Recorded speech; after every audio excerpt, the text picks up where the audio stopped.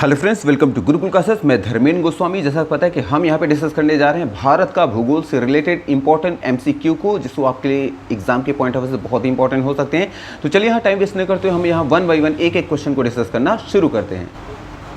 आज हमारा देखिए पहला क्वेश्चन क्या कह रहा है कि पोलावरम प्रोजेक्ट किस प्रदेश में है। तो याद रखिएगा जो पोलावरम जो प्रदेश है ये है आंध्र प्रदेश में, और आंध्र प्रदेश देखिए है ऑप्शन नंबर बी में है। तो हमारे यहाँ पे बी नंबर यहाँ पे राइट आंसर हो जाएगा। आपको याद रखना है कि जो पोलावरम जो प्रोजेक्ट है आंध्र प्रदेश में है। हमारा सेकंड नंबर देखिए क्वेश्चन क्या कर रहा है कि भारत का सबसे लंबा हाईवे है। तो भारत का जो सबसे लंबा हाईवे है वो कौन सा है। तो याद रखिएगा भारत का जो सबसे लंबा जो हाईवे है वो है नेशनल हाईवे 44, और नेशनल हाईवे 44 NH 44 देखिए है ऑप्शन नंबर ए में है। तो हमारे यहाँ पे ए नंबर राइट आंसर हो जाएगा। आपको याद रखना है कि भारत का जो सबसे लंबा जो हाईवे है वो HN 44 है। फिर देखिए हमारा आ जाएंगे थर्ड नंबर क्वेश्चन क्या कर रहा है कि निम्नलिखित में से कौन सी नदी अरब सागर में नहीं गिरती है। याद रखिएगा देखिए ऑप्शन ए में है तुंगभद्रा, ऑप्शन बी में है साबरमती, ऑप्शन सी में है मंडोवी, ऑप्शन डी में है नर्मदा। तो याद रखिएगा वह नदी जो अरब सागर में नहीं गिरती है वो है तुंगभद्रा, और तुंगभद्रा देखिए है ऑप्शन नंबर ए में। तो हमारे यहाँ पे ए नंबर राइट आंसर हो जाएगा। इसका मतलब कि जो साबरमती है, मंडोवी है और नर्मदा है ये अरब सागर में गिरती हैं, और जो अरब सागर में नहीं गिरती है वो कौन सी है, तुंगभद्रा है। फिर हमारे देखिए फोर्थ नंबर क्वेश्चन क्या कर रहा है कि निम्नलिखित में से कौन सी झीलें आंध्र प्रदेश में स्थित है। इसका मतलब जो यहाँ झीलें जो दी गई हैं इन झीलों में से कौन सी जो है आंध्र प्रदेश में स्थित है। देखिए ऑप्शन ए में है, ऑप्शन ए में है चिल्का, ऑप्शन बी में है कोल्हेरू, ऑप्शन सी में बी 3 में है पुलिकट, और देखिए यहाँ ऑप्शन में क्या दिया, ऑप्शन ए में है कि केवल चिल्का है, या फिर केवल बी मतलब जो आया है सेकंड नंबर केवल कोल्हेरू है, या फिर ऑप्शन सी केवल जो है पुलिकट है, या फिर ऑप्शन डी आपका कोल्हेरू और पुलिकट दोनों है। तो याद रखिएगा आंध्र प्रदेश में जो स्थित आंध्र प्रदेश में जो झीलें हैं वो दो की दोनों हैं। आपका कोल्हेरू झील भी है और पुलिकट भी झील भी है, और कोल्हेरू पुलिकट की बात देखिए आया है ऑप्शन नंबर यहाँ डी में है 2 और 3 दोनों। तो 2 और 3 की बात देखिए है ऑप्शन नंबर डी में, इसलिए हमारे यहाँ डी नंबर राइट आंसर हो जाएगा। आपको याद रखना है कि आंध्र प्रदेश में जो स्थित झीलें हैं वो कोल्हेरू भी है और पुलिकट भी है, इसलिए हमारा ऑप्शन नंबर यहाँ डी नंबर यहाँ पे राइट आंसर हो जाएगा। फिर देखिए फिफ्थ नंबर हमारा क्वेश्चन क्या कर रहा है कि तुंगभद्रा जो बहुउद्देशीय परियोजना कर्नाटक और आंध्र प्रदेश के बीच संयुक्त उद्यम है। तुंगभद्रा किसकी सहायक नदी है। तो देखिए फिर से क्वेश्चन पढ़ दे रहे हैं, कह रहे हैं तुंगभद्रा जो बहुउद्देशीय परियोजना कर्नाटक और आंध्र प्रदेश के बीच संयुक्त उद्यम है। तो कह रहे हैं तुंगभद्रा की सहायक नदी कौन है। तो तुंगभद्रा की याद रखिएगा जो सहायक नदी है वो है कृष्णा नदी, और कृष्णा नदी देखिए है ऑप्शन नंबर ए में है। तो हमारे यहाँ पे ए नंबर यहाँ पे राइट आंसर हो जाएगा। आपको याद रखना है तुंगभद्रा की जो सहायक नदी है वो कृष्णा नदी है।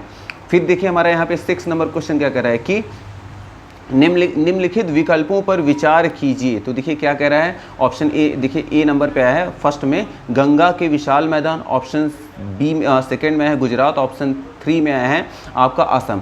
अब ये कह रहा है कि देखिए क्वेश्चन कह रहा है उपरोक्त में से किस स्थान पर प्रचुर मात्रा में शैल गैस का भंडार पाए जाते हैं। तो शैल गैस के भंडार कहाँ पाए जाते हैं। तो देखिए क्या गंगा के विशाल मैदान में पाए जाते हैं, गुजरात में पाए जाते हैं, या असम में पाए जाते हैं, या तीनों में पाए जाते हैं, या 2 में किसी में पाए जाते हैं।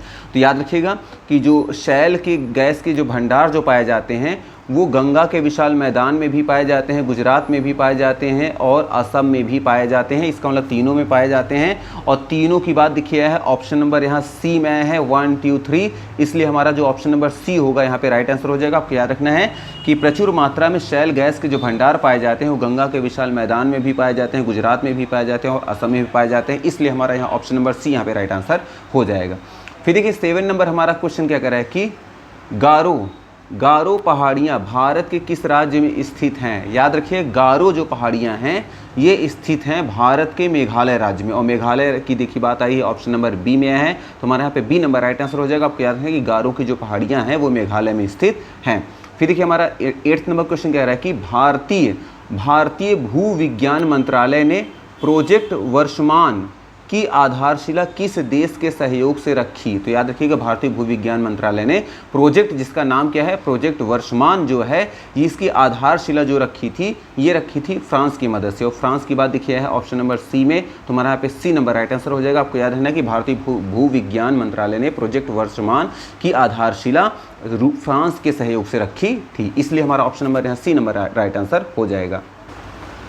अब अपने नेक्स्ट क्वेश्चन में आ जाते हैं। देखिए 9th नंबर हमारा क्वेश्चन क्या कह रहा है कि देखिए कह रहा है कि 110 किलोमीटर लंबी एक्चुअल ग्राउंड पोजीशन लाइन किस स्थान के निकट स्थित है। फिर से क्वेश्चन को रिपीट कर रहे हैं। देखिए 9th नंबर हमारा क्वेश्चन है। क्वेश्चन कह रहा है कि 110 किलोमीटर लंबी एक्चुअल ग्राउंड पोजीशन लाइन किस स्थान के निकट स्थित है। तो याद रखिएगा 110 किलोमीटर लंबी एक्चुअल ग्राउंड पोजीशन लाइन जो स्थित है ये है सियाचिन ग्लेशियर के निकट। और सियाचिन ग्लेशियर की बात देखिए है ऑप्शन नंबर ए में, तो हमारा यहाँ पे ए नंबर राइट आंसर हो जाएगा। आपको याद रखना है कि 110 किलोमीटर लंबी एक्चुअल ग्राउंड पोजीशन लाइन जो स्थित है ये सियाचिन ग्लेशियर के निकट स्थित है, इसलिए हमारा ए नंबर यहाँ पे राइट आंसर हो जाएगा।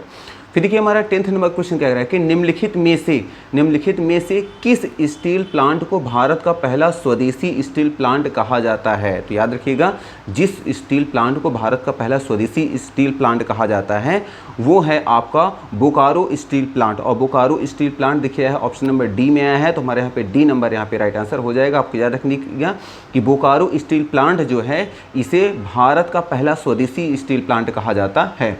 फिर देखिए आ जाएंगे 11 नंबर हमारा क्वेश्चन क्या कह रहा है कि भारत के किस राज्य में सर्वाधिक कोस्ट गार्ड स्टेशन स्थापित किए गए हैं। तो याद रखिएगा भारत वह राज्य जहां सबसे ज़्यादा कोस्ट गार्ड स्टेशन स्थापित किए गए हैं वो राज्य है आंध्र प्रदेश। और आंध्र प्रदेश देखिए है ऑप्शन नंबर डी में आया है, तो हमारे यहाँ पे डी नंबर राइट आंसर हो जाएगा। आपको याद रखना है कि आंध्र प्रदेश में सबसे ज़्यादा कोस्ट गार्ड स्टेशन स्थापित किए गए हैं।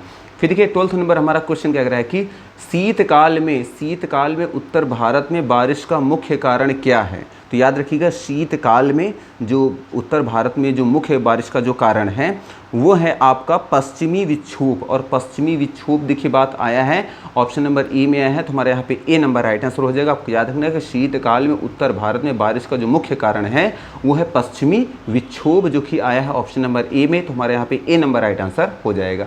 फिर देखिए आ जाएंगे 13 नंबर क्वेश्चन क्या कह रहा है कि रानीगंज कोयला मीथेन क्षेत्र किस राज्य में स्थित है। तो याद रखिएगा रानीगंज कोयला मीथेन जो है ये जो है जिस राज्य के क्षेत्र में स्थित है वो है पश्चिम बंगाल। और पश्चिम बंगाल देखिए है ऑप्शन नंबर यहाँ पे बी में आया है, तो हमारे यहाँ पे बी नंबर राइट आंसर हो जाएगा। आपको याद रखना है कि रानीगंज कोयला मीथेन जो है ये पश्चिम बंगाल राज्य के क्षेत्र में स्थित है, इसलिए हमारा ऑप्शन नंबर बी नंबर यहाँ पे राइट आंसर हो जाएगा। फिर देखिए आ जाएंगे 14 नंबर हमारा क्वेश्चन क्या कह रहा है कि जम्मू कश्मीर के बमपोर क्षेत्र में वुडर में राजस्व किस प्रकार प्राप्त होता है। तो याद रखिएगा जम्मू कश्मीर के बमपोर क्षेत्र के वुडर में राजस्व जिससे प्राप्त किया जाता है वो है केसर के माध्यम से किया जाता है। यहाँ केसर के उत्पादन बहुत होती है और केसर की बात देखिए ऑप्शन नंबर यहाँ है बी में, तो हमारे यहाँ पे बी नंबर राइट आंसर हो जाएगा। फिर देखिए आ जाएंगे हमारा नेक्स्ट नंबर क्वेश्चन कह रहा है कि देखिए कह रहा है INSDAG किस स्थान पर स्थित है। जो इंस्टैग या INSDAG जो इंस्टैग जो है ये किस स्थान पर स्थित है। जानते रहेगा इंस्टैग जो स्थित है ये कलकत्ता में स्थित है। और कलकत्ता देखिए है ऑप्शन नंबर यहाँ पे ए में है, तो हमारे यहाँ पे ए नंबर राइट आंसर हो जाएगा। आपको याद रखना है कि INSDAG जो आया है जो स्थान पे स्थित है वो कौन सा है, वो कलकत्ता है, ये आपको याद रखना है।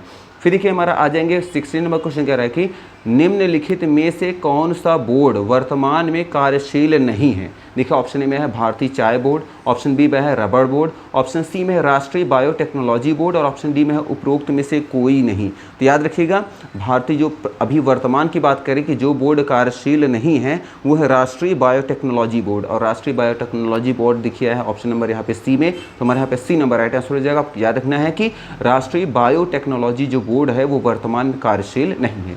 फिर देखिए आ जाएंगे 17 नंबर हमारा क्वेश्चन कह रहा है कि भारत में अधिकतर वर्षा पर्वतकृत वर्षा होती है। और कह रहे हैं पर्वतकृत वर्षा का अर्थ क्या है। तो देखिए फिर से क्वेश्चन को रिपीट कर दे रहे हैं कि कह रहे हैं भारत में ज़्यादातर जो वर्षा होती है वो पर्वतकृत वर्षा होती है, पर्वतों की वजह से होती है। तो कह रहे हैं ये पर्वतकृत वर्षा का मतलब क्या होता है। तो याद रखिएगा पर्वतकृत जो इसका जो मतलब होता है वो होता है जब वायु राशि को आंधी द्वारा विशाल पर्वतों की ओर ढकेला जाता है जिसके फलस्वरूप वर्षा होती है, इसी को हम बोलते हैं पर्वतकृत वर्षा, जो कि आया है ऑप्शन नंबर यहाँ पे बी में, तो हमारे यहाँ पे बी नंबर राइट आंसर हो जाएगा। आपको याद रखना है कि पर्वतकृत वर्षा इसका जो मतलब होता है वो होता है क्या, जब वायु राशि को आंधी द्वारा विशाल पर्वतों की ओर ढकेला जाता है तो इसी के फलस्वरूप वर्षा होती है और इसी को हम बोलते हैं पर्वतकृत वर्षा, इसलिए हमारा ऑप्शन नंबर यहाँ बी नंबर यहाँ पे राइट आंसर हो जाएगा। फिर देखिए आ जाएंगे 18 नंबर क्वेश्चन कह रहा है कि निम्नलिखित में से किस राज्य का जनसंख्या घनत्व सर्वाधिक है। तो देखो ऑप्शन ए में है महाराष्ट्र, ऑप्शन बी में है बिहार, ऑप्शन सी में पश्चिम बंगाल, ऑप्शन डी में है आपका उत्तर प्रदेश। तो याद रखिएगा जिस राज्य की जनसंख्या का घनत्व सबसे ज़्यादा है वो है बिहार, और बिहार दिखाया है ऑप्शन नंबर यहाँ पे बी में। तो हमारा यहाँ पे बी नंबर यहाँ पे राइट आंसर हो जाएगा। अब आ जाते हैं अपने नेक्स्ट क्वेश्चन में। देखिए हमारा नेक्स्ट क्वेश्चन क्या कह रहा है कि तेमी चाय बागान किस राज्य में स्थित है। तेमी चाय जो बागान है ये किस राज्य में स्थित है। तो याद रखिएगा तेमी चाय बागान जो है ये स्थित है सिक्किम में, और सिक्किम देखिए है ऑप्शन नंबर बी में। तो हमारे यहाँ पे बी नंबर राइट आंसर हो जाएगा। आपको याद रखना है कि तेमी चाय बागान है ये सिक्किम में स्थित है। फिर देखिए आ जाएंगे हमारा नेक्स्ट क्वेश्चन क्या कह रहा है कि बॉर्डर क्षेत्र विकास प्रोग्राम में भारत के कितने राज्य आते हैं। तो याद रखिएगा जो बॉर्डर क्षेत्र विकास के प्रोग्राम में भारत के राज्यों की जो संख्या है जो आते हैं उसके अंतर्गत वो टोटल 17 हैं, और 17 दिखा है ऑप्शन नंबर यहाँ पे सी में। तो हमारा यहाँ पे सी नंबर राइट आंसर हो जाएगा। आपको याद रखना कि बॉर्डर क्षेत्र विकास प्रोग्राम में भारत के टोटल 17 राज्य आते हैं, और 17 दिखे ऑप्शन नंबर सी में है। तो हमारा यहाँ सी नंबर यहाँ पे राइट आंसर हो जाएगा। फिर देखिए आ जाएंगे 21 नंबर हमारा क्वेश्चन कह रहा है कि निम्नलिखित में से उत्तर प्रदेश का कौन सा शहर लकड़ी की नक्काशी के लिए प्रसिद्ध है। तो याद रखिएगा उत्तर प्रदेश का वह शहर जो लकड़ी के नक्काशी के लिए प्रसिद्ध है वो शहर है आपका सहारनपुर, और सहारनपुर देखिए है ऑप्शन नंबर यहाँ पे बी में। तो हमारा यहाँ पे बी नंबर राइट आंसर हो जाएगा। आपको याद रखना है कि उत्तर प्रदेश का वह शहर जो लकड़ी की नक्काशी के लिए प्रसिद्ध है वो सहारनपुर है। फिर देखिए आ जाएंगे हमारा 22 नंबर क्वेश्चन कह रहा है कि नागालैंड की मुख्य भाषा कौन सी है। तो याद रखिएगा नागालैंड की जो मुख्य भाषा है वो है अंग्रेजी, और अंग्रेजी देखिए है ऑप्शन नंबर सी में। तो हमारे यहाँ पे सी नंबर राइट आंसर हो जाएगा। आपको याद रखना है कि नागालैंड की जो मुख्य भाषा है वो इंग्लिश या अंग्रेजी है। फिर देखिए आ जाएंगे हमारा 23 नंबर हमारा क्वेश्चन क्या कह रहा है कि निम्नलिखित में से स्वतंत्र भारत का पहला बहुउद्देशीय नदी घाटी प्रोजेक्ट कौन सा था। तो याद रखिएगा स्वतंत्र भारत का जो पहला बहुउद्देशीय नदी घाटी जो प्रोजेक्ट था वो था दामोदर घाटी परियोजना, और दामोदर घाटी परियोजना देखिए है ऑप्शन नंबर यहाँ पे ए में। तो हमारे यहाँ पे ए नंबर राइट आंसर हो जाएगा। अब देखिए क्वेश्चन यहाँ आया है प्रोजेक्ट, तो यहाँ ऐसे भी देखिए यहाँ कंफ्यूज नहीं होना। अगर क्वेश्चन आता है जैसे स्वतंत्र भारत का पहला बहुउद्देशीय नदी घाटी प्रोजेक्ट बोले या नदी घाटी परियोजना, बात एक ही है, तो इसे कन्फ्यूज़ नहीं होना है आपको। तो स्वतंत्र भारत का जो पहला बहुउद्देशीय नदी घाटी परियोजना या फिर जो प्रोजेक्ट है वो कौन सा है, दामोदर घाटी परियोजना, इसलिए हमारा ऑप्शन नंबर यहाँ ए नंबर राइट आंसर हो जाएगा। फिर देखिए आ जाएंगे 24 नंबर हमारा क्वेश्चन कह रहा है कि भारत में मूंगा रेशम किस एकमात्र राज्य द्वारा उत्पादित किया जाता है। तो याद रखिए भारत में मूंगा रेशम जो है ये जिस मात्र राज्य द्वारा ये उत्पादित किया जाता है वो राज्य है असम, और असम देखिए है ऑप्शन नंबर यहाँ पे ए में। तो हमारा यहाँ ए नंबर राइट आंसर हो जाएगा। आप कह रहे हैं कि भारत में मूंगा रेशम असम राज्य द्वारा उत्पादित किया जाता है। फिर देखिए आ जाएंगे 25 नंबर क्वेश्चन कह रहा है कि पांगोंग झील, देखिए पांगोंग झील जो है किस राज्य में स्थित है, उसे पैंगोंग झील होना चाहिए था। तो पैंगोंग झील या पांगोंग झील जो है याद रखिएगा ये स्थित है जम्मू कश्मीर, और जम्मू कश्मीर देखिए है ऑप्शन नंबर यहाँ पे डी में। तो हमारे यहाँ पे डी नंबर राइट आंसर हो जाएगा। आपको याद रखना है कि पांगोंग झील जो है ये जम्मू कश्मीर में स्थित है। फिर देखिए आ जाएंगे हमारा 26 नंबर क्वेश्चन कह रहा है कि पश्चिमी घाट का सबसे ऊंचा स्थान व दक्षिणी भारत का सबसे ऊंचा बिंदु निम्नलिखित में से कौन सा है। तो याद रखिएगा पश्चिमी घाट का सबसे ऊंचा स्थान व दक्षिण भारत का सबसे ऊंचा बिंदु जो है वो है आपका मध्य प्रदेश, और यहाँ पे आएगा वो है अनामुड़ी केरल, और अनामुड़ी केरल देखिए है ऑप्शन नंबर यहाँ पे ए में। तो हमारा ए नंबर राइट आंसर हो जाएगा। आपको याद रखना है पश्चिमी घाट का सबसे ऊंचा स्थान जो है वो है अनामुड़ी, और दक्षिण भारत का जो सबसे ऊंचा जो बिंदु है वो कौन सा है, वो केरल है, इसलिए हमारा ऑप्शन नंबर जो ए होगा यहाँ पे ए नंबर यहाँ पे राइट आंसर हो जाएगा। फिर देखिए आ जाएंगे 27 नंबर हमारा क्वेश्चन कह रहा है कि भारत में सर्वाधिक हीरे की खदानें किस क्षेत्र में स्थित है। तो याद रखिएगा भारत में सर्वाधिक जो हीरे की जो खदानें हैं ये हैं मध्य प्रदेश और आंध्र प्रदेश में, और मध्य प्रदेश और आंध्र प्रदेश की बात देखिए आया है ऑप्शन नंबर सी में। तो हमारे यहाँ पे सी नंबर यहाँ पे राइट आंसर हो जाएगा। फिर देखिए आ जाएंगे हमारा 28 नंबर क्वेश्चन कह रहा है कि सिंह भूम हाथी रिजर्व निम्नलिखित में से किस राज्य अथवा केंद्र शासित प्रदेश में स्थित है। तो याद रखिएगा सिंह भूम हाथी रिजर्व जो है ये जिस राज्य और केंद्र शासित प्रदेश में स्थित है वो है झारखंड, और झारखंड देखिए ऑप्शन नंबर यहाँ पे बी में। तो हमारे यहाँ पे बी नंबर राइट आंसर हो जाएगा। आपको याद रखना है कि सिंह भूमि हाथी रिजर्व जो है ये झारखंड राज्य में स्थित है, इसलिए ऑप्शन नंबर हमारा बी नंबर यहाँ पे राइट आंसर हो जाएगा। फिर देखिए आ जाएंगे 29 नंबर क्वेश्चन क्या कहते हैं कि झारखंड, पश्चिम बंगाल, उड़ीसा व छत्तीसगढ़ में स्वर्ण स्वर्ग रेखा नदी किस राज्य से होकर गुजरती है? तो आपको याद रखना है कि स्वर्ण रेखा नदी जिस राज्य से होकर नहीं गुजरती है, देखिए इसमें कह रहा था क्वेश्चन कि झारखंड, पश्चिम बंगाल, उड़ीसा, छत्तीसगढ़ में से स्वर्ण रेखा नदी किस राज्य से होकर नहीं गुजरती है। ये जिस राज्य से होकर नहीं गुजरती है वो राज्य है छत्तीसगढ़, और छत्तीसगढ़ आया है ऑप्शन नंबर यहाँ पे सी में, तो हमारे यहाँ पे सी नंबर राइट आंसर हो जाएगा। इसका मतलब जो स्वर्ण रेखा नदी है जिस राज्य से गुजरती है वो कौन से, वो झारखंड भी है, आपका उड़ीसा भी है, और यहाँ पे जो आंसर जो नहीं, जहाँ से नहीं गुजरती वो कौन सा है, छत्तीसगढ़ है। ये आपको याद रखना है। फिर देखिए आ जाएंगे 30 नंबर हमारा क्वेश्चन कह रहा है कि कपास की खेती के लिए कौन सी मिट्टी उपयुक्त होती है। तो याद रखिए कपास की खेती के लिए जो सबसे उत्तम या सबसे अच्छी जो मिट्टी मानी जाती है वो है काली मिट्टी या काली मृदा, और काली मिट्टी के बाद देखिए ऑप्शन नंबर बी में है, तो हमारे यहाँ पे बी नंबर यहाँ पे राइट आंसर हो जाएगा। फिर देखिए 31 नंबर हमारा क्वेश्चन कह रहा है कि निम्नलिखित में से कौन सी नदी राजस्थान से उत्पन्न होकर गुजरात में विलुप्त हो जाती है। तो याद रखिएगा वह नदी जो राजस्थान से उत्पन्न होकर आपका गुजरात में विलुप्त हो जाती है वो है लूनी नदी, और लूनी देखिए है ऑप्शन नंबर यहाँ पे ए में, तो हमारा यहाँ पे ए नंबर राइट आंसर हो जाएगा। आपको याद रखना है कि वह नदी जो राजस्थान से उत्पन्न होकर गुजरात में विलुप्त हो जाती है वो लूनी नदी है। फिर देखिए आ जाएंगे 32 नंबर हमारा क्वेश्चन कह रहा है कि 3 बीघा कॉरिडोर जो है का विवाद किन देश के बीच में है। तो याद रखिएगा 3 बीघा कॉरिडोर का विवाद जो है ये भारत और बांग्लादेश के बीच में, और भारत और बांग्लादेश की बात ऑप्शन नंबर देखिए है सी में, तो हमारा यहाँ पे सी नंबर राइट आंसर हो जाएगा। आपको याद रखना है 3 बीघा कॉरिडोर का जो विवाद है ये भारत और बांग्लादेश के बीच में है। फिर देखिए आ जाएंगे 33 नंबर हमारा क्वेश्चन कह रहा है कि क्षेत्रफल और जनसंख्या के आधार पर भारत के सबसे छोटे राज्य कौन से हैं। तो याद रखिएगा क्षेत्रफल और जनसंख्या के आधार पर, देखिए सबसे पहले क्षेत्रफल और उसके बाद जनसंख्या के आधार पर जो भारत की जो सबसे छोटे जो हैं जो राज्य हैं वो हैं आपके गोवा और सिक्किम, और गोवा और सिक्किम की बात देखिए आया है यहाँ पे ऑप्शन नंबर आया है यहाँ पे ए में, तो हमारा यहाँ पे ए नंबर यहाँ पे राइट आंसर हो जाएगा। तो आपको याद रखना है कि क्षेत्रफल और जनसंख्या के आधार पर भारत के जो सबसे छोटे राज्य हैं वो गोवा और सिक्किम हैं। फिर देखिए आ जाएंगे हमारा यहाँ पे नेक्स्ट नंबर क्वेश्चन कह रहा है कि जावर खदानें किस राज्य में स्थित हैं। तो याद रखिएगा जावर की जो खदानें हैं ये राजस्थान में स्थित हैं, और राजस्थान दिखिए है ऑप्शन नंबर ए में, तो हमारे यहाँ पे ए नंबर राइट आंसर हो जाएगा। आपको याद रखना है जावर की खदानें जो हैं वो राजस्थान राज्य में हैं। फिर देखिए आ जाएंगे 35 नंबर हमारा क्वेश्चन कह रहा है कि निम्नलिखित में से कौन सी नदी अरब सागर में नहीं गिरती है। तो याद रखिएगा जो नदी अरब सागर में नहीं गिरती है वो है गोदावरी नदी, और गोदावरी नदी देखिए है ऑप्शन नंबर यहाँ पे डी में आया है, तो हमारे यहाँ पे डी नंबर राइट आंसर हो जाएगा। इसका मतलब नर्मदा, ताप्ती और साबरमती हैं, ये तीनों नदियाँ अरब सागर में गिरती हैं, लेकिन जो नदी नहीं गिरती है अरब सागर में कौन सी है, गोदावरी नदी है, जो कि हमारा ऑप्शन नंबर डी में है, इसलिए डी नंबर यहाँ राइट आंसर हो जाएगा। फिर देखिए आ जाएंगे यहाँ पे 36 नंबर हमारा क्वेश्चन क्या कह रहा है कि खड़कवासला बांध भारत के किस राज्य में स्थित है।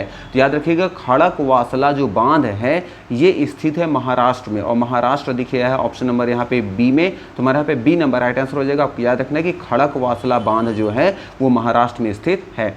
फिर देखिए आ जाएंगे 37 नंबर हमारा क्वेश्चन कह रहा है कि सिंबलबाड़ा राष्ट्रीय उद्यान भारत के किस राज्य में स्थित है। तो याद रखिएगा सिंबलबाड़ा राष्ट्रीय उद्यान जो है ये हिमाचल प्रदेश में स्थित है, और हिमाचल प्रदेश दिखा है ऑप्शन नंबर बी में, तो हमारे यहाँ पे बी नंबर राइट आंसर हो जाएगा। आपको याद रखना है कि सिंबलबाड़ा राष्ट्रीय उद्यान जो है ये भारत के हिमाचल प्रदेश में स्थित है।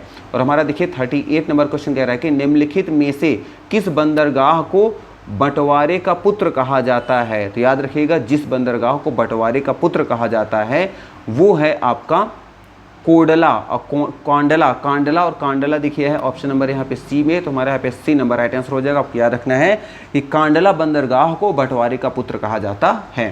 फिर देखिए आ जाएंगे हमारा 39 नंबर क्वेश्चन कह रहा है कि पश्चिमी भारत में कच्छ की खाड़ी के अलावा और कौन सा स्थान ज्वरीय ऊर्जा के लिए उपयुक्त है। तो याद रखिएगा पश्चिमी भारत के कच्छ में खाड़ी के अलावा वह स्थान जो ज्वरीय ऊर्जा के लिए उपयुक्त माना जाता है वो है लक्षद्वीप सागर, और लक्षद्वीप सागर देखिए है ऑप्शन नंबर यहाँ पे बी में, तो हमारे यहाँ पे बी नंबर राइट आंसर हो जाएगा। आप याद रखना है कि पश्चिमी भारत में कच्छ की खाड़ी के अलावा वह स्थान जो ज्वर के लिए जाना जाता है ऊर्जा के लिए जाना जाता है वो है लक्षद्वीप सागर है। और आज हमारा देखिए लास्ट क्वेश्चन क्या कर रहा है कि जोजिला दर्रा देश के किस राज्य में स्थित है। तो याद रखिएगा जोजिला जो दर्रा है ये आपका जम्मू कश्मीर में स्थित है, और जम्मू कश्मीर देखिए है ऑप्शन नंबर ए में, तो हमारे यहाँ पे ए नंबर राइट आंसर हो जाएगा। आपको याद रखना है कि जोजिला दर्रा जो है वो जम्मू कश्मीर में स्थित है। तो मे भी आपको यहाँ पे सारे क्वेश्चन क्लियर हो गए हैं जो भी यहाँ पे हमने 40 क्वेश्चन यहाँ पे डिस्कस किए हैं। अगर सारी चीज़ क्लियर हो रही है तो प्लीज़ वीडियो को लाइक करना और चैनल को सब्सक्राइब करना ना भूलें, क्योंकि हम आपके लिए ऐसे वीडियो लाते रहेंगे।